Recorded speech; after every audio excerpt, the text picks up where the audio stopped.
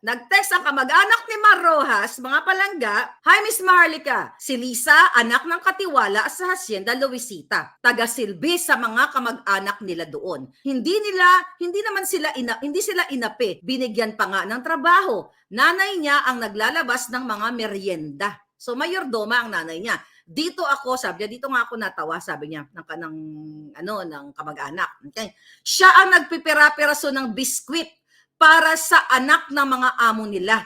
Naka-uniforme pa yan. Walang sahod, kapalit ay mapaaral ang mga anak. Sa totoo lang, marangal.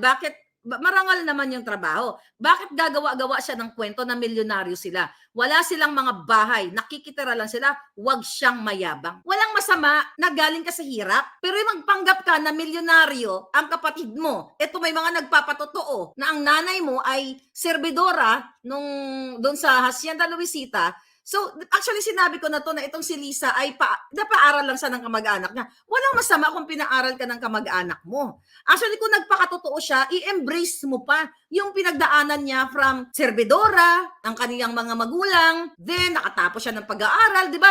Winning story yon. But the problem is gusto niyang very New York. Ang anak niya, very Breton. Mga buha ka ng Genemes ninyo, ba't di kayo pumunta doon sa London? Magpaka-Breton kayo doon. Kita mo yung festak ni Sandro, di ba? Mga plunger ng inodoro.